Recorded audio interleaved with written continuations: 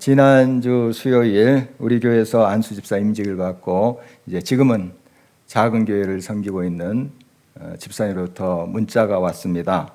10분 후에 대장암 수술을 받는다고 했어요.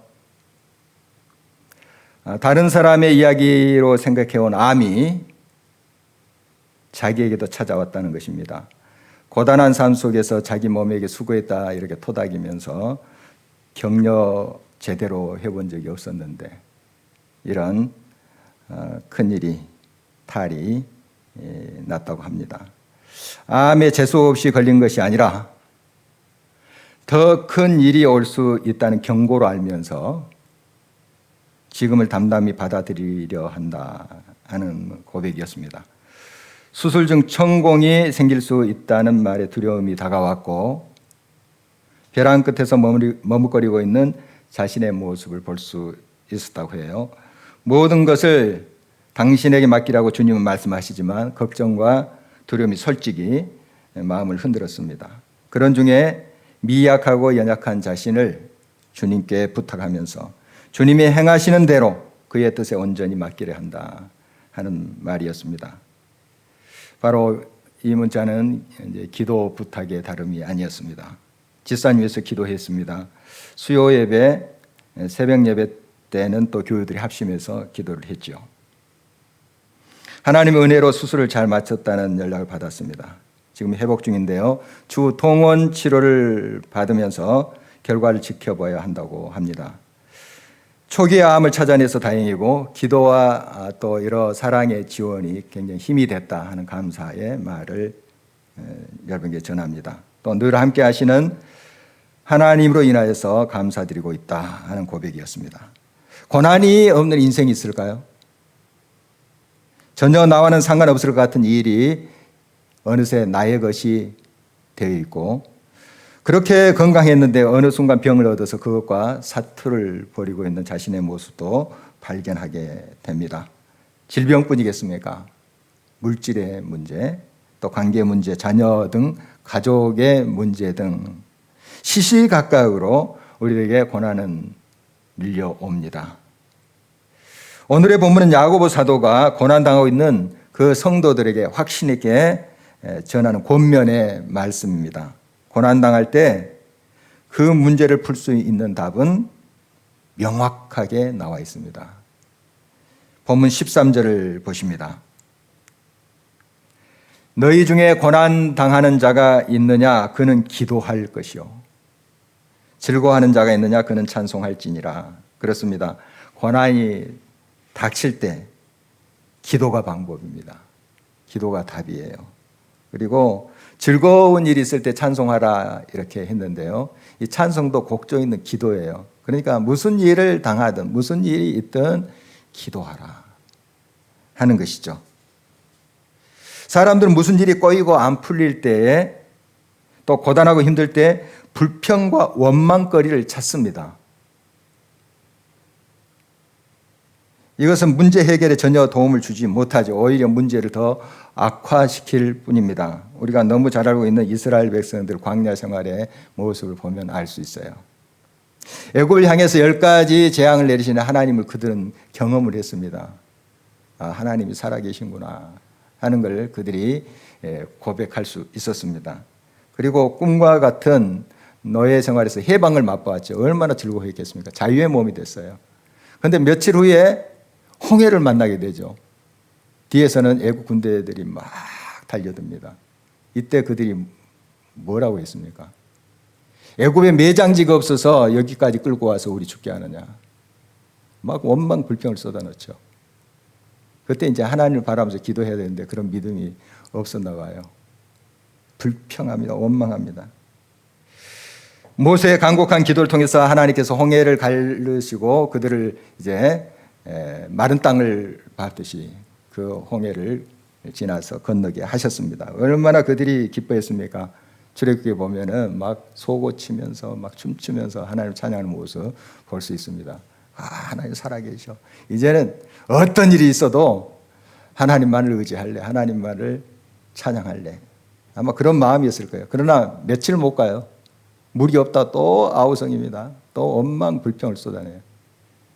이건 광야 40년 그들의 원망과 불평의 세월의 서곡일 뿐입니다. 그치지 않고 원망 불평이에요. 여러분 출애굽기를 보십시오. 그 결과 어떻게 됐습니까? 출애굽 1세대 여호수아와 갈렙 외에는 약속의 땅 못 들어가잖아요. 전부 다 광야에서 생명을 잃었습니다. 어떤 문제든지 그 앞에서 원망과 불평거리를 찾는 것보다도 기도의 자리를 찾는 것이 답이에요. 어떤 일이 생겼을 때 이제 하나님을 원망하고 불평하기가 조금 거북스러우니까 옆 사람한테 불평을 쏟아넣죠. 문제의 원인을 옆 사람에 의해서 찾으려 하죠. 이건 아주 잘못된 우리의 삶의 모습입니다. 기도의 자리를 찾아야 됩니다. 그것이 바로 방법입니다. 자기 힘으로 풀 수도 없고 감당할 수도 없는 큰 문제 앞에서 모세는 그의 눈을 돌려서 하나님을 바라보았습니다. 그리고 땅에 엎드려 기도했죠. 비록 과정은 힘들고 고통스러운 시간이었지만 그가 기도하자 풀리지 않은 문제가 하나도 없었습니다. 그의 능력이 커서 아닙니다. 그가 지혜가 많아서도 아니죠. 자기가 감당할 수 없음을 알고 오직 모든 문제 해결은 여호와 하나님께 있다는 사실을 믿고서 하나님께 엎드렸기 때문에 그렇습니다. 실로 기도는 기적을 만듭니다. 고난 중에 질병은 우리의 삶에 매우 위협적이고 고통을 줍니다. 또한 삶의 질을 떨어뜨리게 하여서 마음의 질병으로까지 번지게 하죠. 질병은 개인의 문제에 그치지 않습니다. 가정의 고통이고 공동체의 아픔이 되기도 합니다. 그래서 야고보 사도는 공동체가 함께 이런 질병의 고통의 문제를 놓고서 기도하라고 권면하고 있습니다. 14절입니다. 너희 중에 병든 자가 있느냐? 그는 교회의 장로들을 청할 것이요 그들은 주의 이름으로 기름을 바르며 그를 위하여 기도할지니라. 여기서 장로들은 이제 교회의 대표자들이죠. 그리고 말씀과 기도에 전념했던 사람들입니다. 질병의 고통을 혼자서 짊어지지 말고 공동체 기도의 도움을 요청하라는 것입니다. 주의 이름으로 기름을 바르고 기도하라고 합니다. 당시 이제 의약품이 귀했잖아요. 그래서 이 환부에 또 그런 아픈 부위에 이런 기름을 바르면서 문지르면서 이렇게 기도한 것으로 보여요. 그래서 어떤 이제 치료 효과를 기대하기도 했죠. 물론 지금의 약처럼 그렇게 큰 효과는 없었을지도 모릅니다. 그러나 그 기름을 바르면서 때로는 이제 상처가 났을 때는 포도주, 이 알코올 성분이 있기 때문에 그걸 붓고 또 치료하기도 했었죠. 이 당시에 이제 좀 그런 형식으로 이제 치료를 한 것으로 보입니다. 어쨌든 우리가 기도도 하지만은 이 의약품을 이용하고 또 의술을 이용하고 하는 것은 지극히 성경적이다 하는 것입니다. 때로는 이런 의술을 이용하는 것이 하나님을 전적으로 믿지 않는 것이다 오해하시는 분들이 계세요. 하나님 전적으로 의지하기 위해서는 의술을 끊어야 된다. 뭐 이렇게 극단적으로 나가기도 하는데요. 물론 하나님을 전적으로 붙잡으리라 하는 결단으로 이제 또 이해가 되지만 또 하나님께서 이제 의약품과 이런 의술을 또 우리들에게 선물로 주셨잖아요. 그래서 적절히 이용하면서 그러나 결과적으로 모든 치료는 하나님께 있다 하는 것을 이제 확신하고 나가면 될 줄 압니다. 또 기름을 바르며 기도하라고 했다는 것은 성령의 도우심을 의지하라는 의미로도 보입니다. 결국 모든 병의 치유는 하나님의 손에 달려 있습니다. 병자를 위한 기도는 특별히 신유의 은사가 있는 사람만 하는 것이 아니에요. 우리 믿는 사람 모두가 할 수 있습니다. 결국 이 하나님께서 치료하시기 때문에요. 은사가 많은 그 사람이 치유한 것이 아니에요. 그를 통해서 하나님이 역사하시는 거죠. 결국 하나님이 치유하시는 거예요. 그래서 우리도 하나님을 믿고 의지하면서 병든 자를 위해서 기도하는 거예요. 하나님이 그 기도를 들어주시고 하나님이 하십니다. 하나님이 치료하십니다. 또 다른 집사님의 이야기인데요. 우리 교회 초창기 때 함께 신앙생활하고 지금 이제 멀리 이사 가신 분이에요. 지난 2월부터 계속 이제 그 기도 부탁을 해오고 계십니다. 이제 청년이 된 첫째 아들이 간 이식을 해야 될 상황이 된 거예요. 20대 중반밖에 안 됐는데 청년인데 간암 때문에 간을 떼어내고 다른 간을 이식해야 돼. 얼마나 안타깝겠습니까? 그래서 간절한 마음으로 기도 부탁을 계속 해오고 계십니다. 몇 달 전에는 아예 간 이식을 할 수 있는 몸 상태가 안 됐어요. 간 이식 정도 이렇게 하면 좀 소망이 있잖아요. 그런데 그 수술조차 할 수 있는 몸 상태가 안 되니 얼마나 답답하겠습니까? 얼마나 하나님께 부르짖겠어요. 그 기도 제목을 이제 내놓으면서 기도해 달라고 이렇게 연락을 하셨어요. 우리 중보 기도팀에도 하고 저에게 개별적으로도 연락을 계속 하셨습니다. 그래서 우리 중보 기도팀 그리고 매일 교회에 나와 드리는 우리 권사 릴레이 기도 또 수요 예배, 새벽 예배를 통해서 우리가 이를 위해서 기도해 오고 있습니다. 감사하게도 지난 주간에 또 연락이 왔습니다. 수술할 수 있다. 간 이식 수술할 수 있는 몸 상태가 됐다. 그래서 수술 일정도 잡혔어요. 이번 주 목요일입니다. 15일. 여러분 기억하시고 기도해 주시면 감사하겠습니다. 지금 남편 되는 집사님은 베트남 파견 근무하고 계세요. 그래서 이 날짜에 오려고 했으나 지금 오지 못한 상태예요. 8월 중순이나 돼야 아니면 8월이 돼야 올 수 있대요. 그러니까 아빠가 없는 상태에서 지금 수술을 받게 된 거예요. 누구 간을 이식하느냐 하면은 둘째 아들 간을 떼어서 첫째 아들이 이식하는 거예요. 한번 그림이 그려지더라고요. 수술 때 두 아들이 누워 있어요. 두 아들이. 그걸 보는 어미의 심정 어떨까요?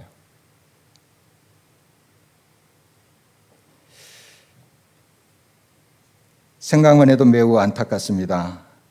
이제 그 첫째 아들하고 통화를 했는데요. 상당히 담담하게 이렇게 이야기를 하더라고요. 두렵지 않냐 했더니 그렇지 않다고 이렇게 대답을 했습니다. 그 아들의 마음은 어떨까 하는 것을 좀 상상해 봤어요. 동생에게 얼마나 미안할까요? 동생의 간을 떼어서 자기에게 이식하는데 굉장히 미안하겠죠. 그런 마음도 복합적으로 많을 겁니다. 정말 이런 마음을 헤아려 보았습니다. 이제 집사님 굉장히 구체적으로 기도 제목을 나열하면서 간절하게 기도 부탁을 하고 있습니다. 하나님 은혜로 여기까지 왔지만 수술과 회복하기까지 더 많은 기도가 필요함을 집사님은 알고 있었습니다. 수술 받기까지 두 아들의 컨디션을 붙잡아 주시고 그들의 마음에 평강과 담대함을 주시도록 간암이 전이 되지 않도록 그리고 집사님과 둘째 아들이 이제 직장을 이제 좀 쉬고 이렇게 이제 수술의 과정을 거쳐야 되는데 그 직장의 문제도 하나님께서 지켜주시도록 또 막내인 딸이 혼자 있게 되는데 안전함을 위해서 간 이식 수술 담당하는 의료진들 손길 전능하신 하나님이 역사하시도록 그리고 모든 수술 비용도 주님이 채워주시도록 간호하는 집사님과 가슴 졸이며 주를 바라보며 저 타국에 있는 남편 집사님의 마음을 지켜주시도록 무엇보다도 이 시기를 잘 견디고 이겨내며 온 가족이 하나님만 의지하고 신뢰하는 가운데 흔들리지 않는 믿음으로 견고하게 세워지도록 특별히 두 아들이 수술과 회복의 과정을 통해서 인격적으로 살아계신 하나님을 만날 수 있도록 그리고 집사님의 가정을 통해서 지금도 하나님의 살아 역사하심을 나타내 보이고 하나님의 영광이 드러나도록 하는 그런 기도의 부탁이었습니다. 참 집사님의 이 기도 부탁의 긴 내용을 보면서 그 간절함을 그대로 느낄 수 있었습니다. 그리고 정말 구체적으로 하나님께 붙잡고 나아가는 그의 믿음을 볼 수가 있었습니다. 그만큼 믿음의 형제들의 기도가 절대 필요함을 알고 있기 때문이고 믿음의 기도는 곧 역사하는 힘이 크다는 것을 그 집사님 알고 있었습니다. 15절, 16절을 주목하십니다. 믿음의 기도는 병든 자를 구원하리니 주께서 그를 일으키시리라. 혹시 죄를 범하였을지라도 사하심을 받으리라. 그러므로 너희 죄를 서로 고백하며 병이 낫기를 위하여 서로 기도하라. 의인의 간구는 역사하는 힘이 큼이니라. 믿음의 기도, 의인의 간구 같은 의미예요. 의인은 믿음으로 사는 사람입니다. 완벽해서도 아닙니다. 부족함을 알아요. 그렇기 때문에 완벽하신 하나님을 의지하는 거죠. 자기의 부족함을 아는 사람이 하나님을 찾아요. 하나님 없으면 이 일을 해결할 수 없다는 것을 아는 사람이 하나님께 부르짖어요. 자, 반대로 하나님을 찾지 않고 하나님께 부르짖지 않는다. 은연중에 자기가 할 수 있다 하는 그 생각을 하고 있는 거예요.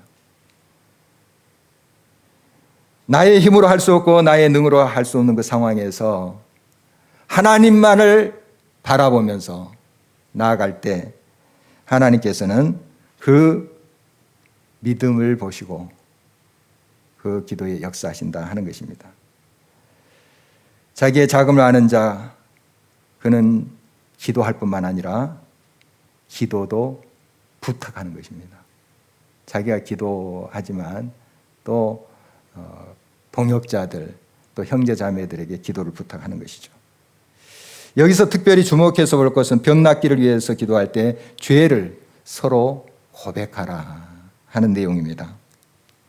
이는 병을 치유하는 기도가 상호간의 관계성 속에서 이루어져야 함을 말해주고 있습니다. 고백하지 않는 죄, 그래서 하나님과 우리 사이를 가로막습니다.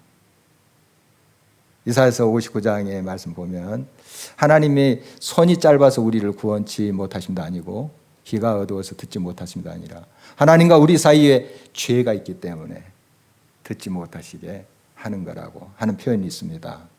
여러분, 죄의 문제 그대로 가지고 있을 때 그 기도가 상달되지 않습니다.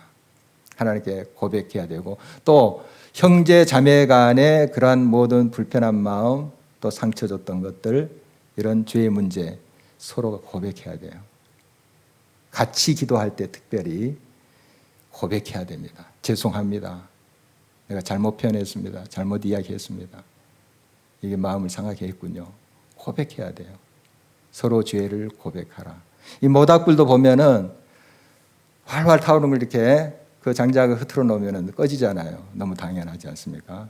그걸 또 이렇게 하나로 얼기설기 이렇게 뭉쳐 놓으면 확 타오르죠. 그와 같은 이치예요. 우리가 서로 죄가 있으면 서로 관계가 깨지는 거예요. 하나님과 우리 사이도 마찬가지고 서로의 관계도 마찬가지입니다. 이 죄의 문제 그대로 가지고 있어서 하나 될 수 없어요. 고백해야 돼요. 근데 주의할 점이 있어요. 상대방이 알지도 못하고 느끼지도 못하는데 내가 내 마음에 생각하고 있는 거, 내가 이렇게 생각하고 당신을 이렇게 생각했습니다. 일부러 고백할 필요 없어요. 그건 하나님이 아시고 내가 알기 때문에 하나님께 고백하면 돼요. 하나님, 이런 나쁜 마음을 품었네요. 이런 생각을 했네요. 하고 철저히 뉘우치면 돼요. 그러나 이제 상대방도 알 것 같은, 느낄 것 같은, 또 애매한 거 있잖아요. 상대방 분명히 알고 느끼고 있는 것도 이거 알고 있을까 하는 것 있어요. 그때는 기도하시고 기도를 준비하시고 타이밍을 봐서 고백하세요. 찾아가세요. 죄송하다고, 미안하다고.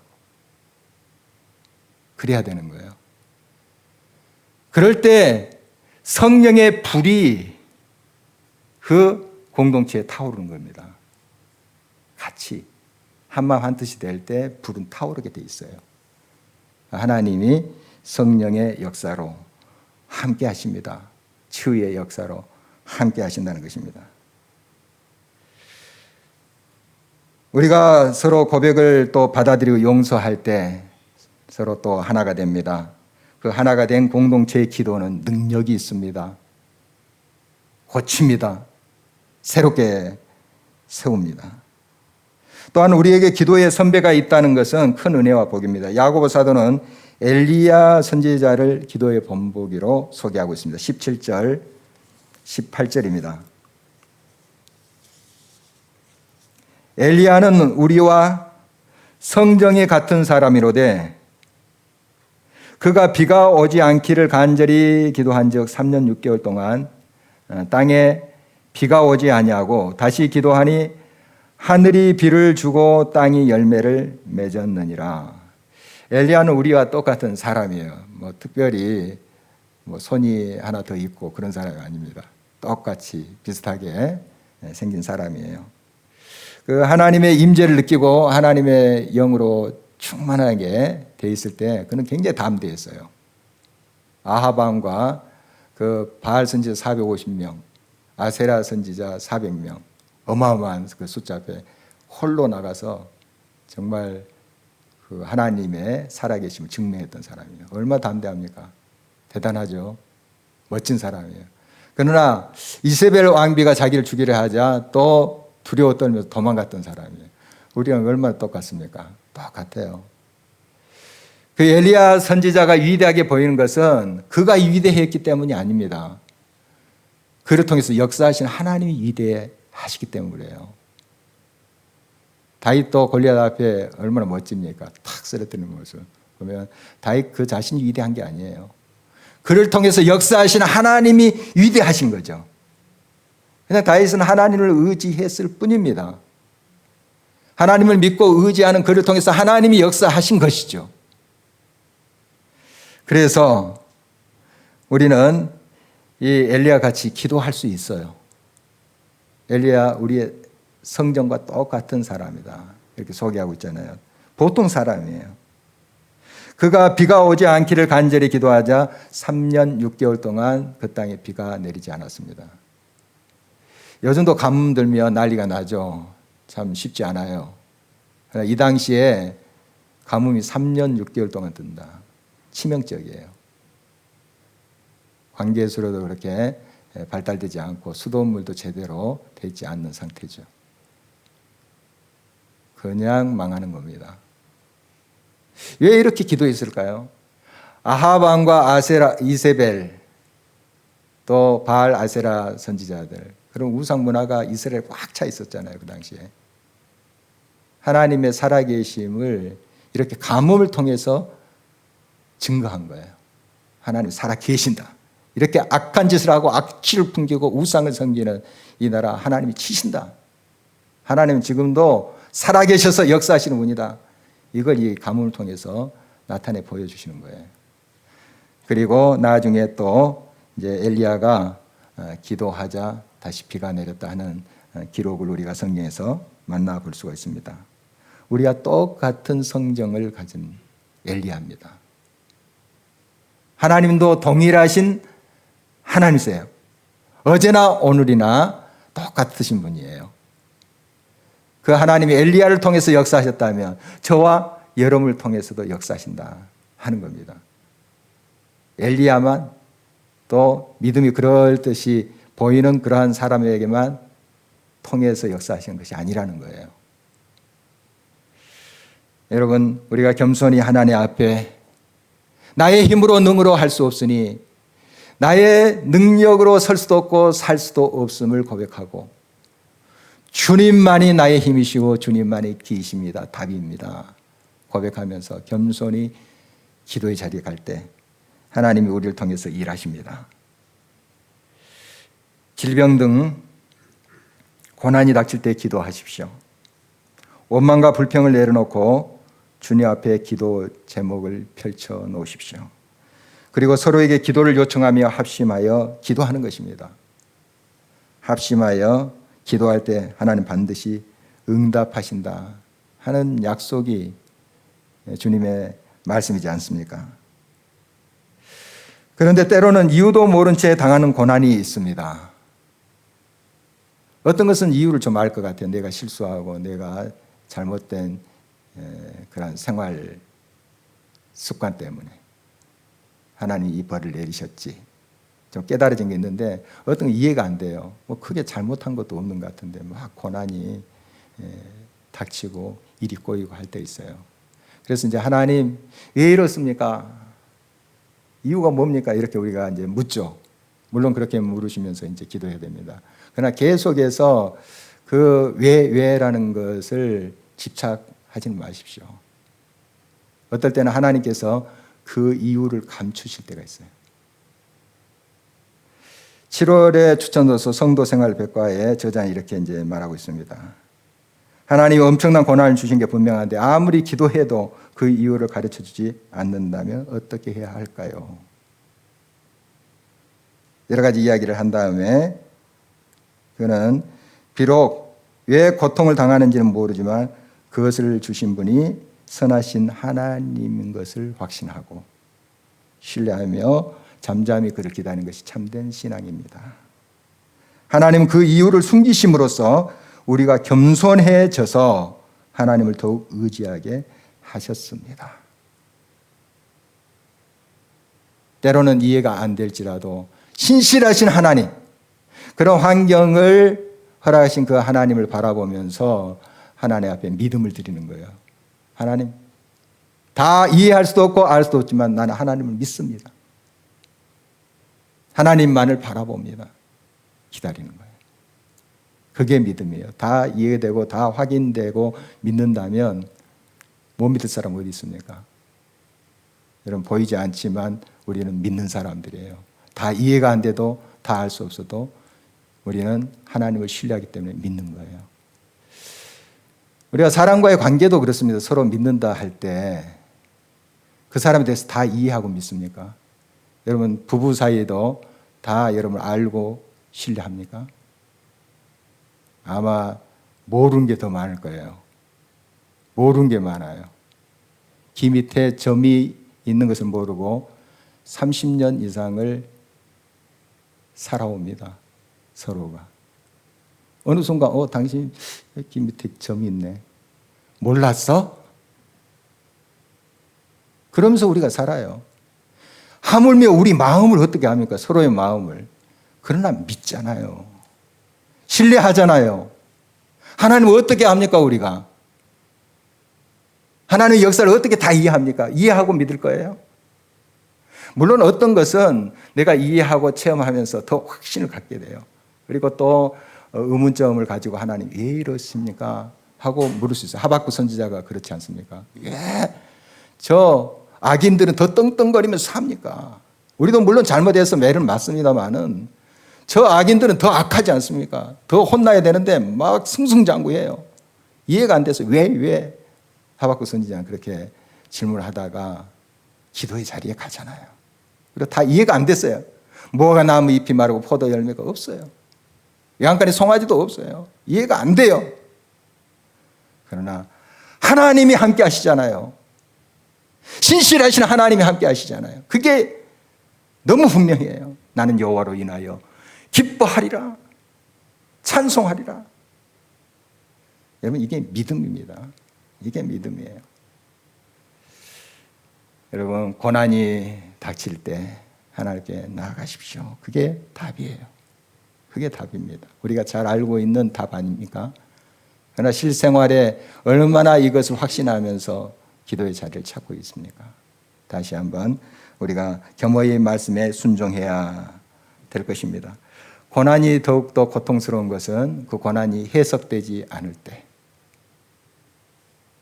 더 고통스럽죠. 그러나 그럼에도 불구하고 다 이해할 수 없고 다 알 수 없다 해도 신실하신 하나님 믿는 거예요. 그리고 끝까지 우리가 믿음의 형제 자매들과 함께 기도를 공유하면서 나갈 때 서로 한마음 한뜻으로 하나님 앞에 나갈 때 하나님은 거기에 역사하십니다. 반드시 이 말씀 진리예요. 야고보 사도를 통해서 주신 말씀은 진리예요. 하나님의 약속이에요. 이 약속을 믿고 우리가 나갈 때 우리의 삶을 구체적으로 만지시는 하나님을 경험하게 될 것입니다. 때로는 힘들고 지쳐 낭망하고 넘어져 일어날 힘조차 없을 때 조용히 다가와 손 내미시며 너는 내 아들이라 내 딸이라 내가 너와 함께하노라 하시는 음성을 듣는 저와 여러분 되시기를 주의 이름으로 축원합니다.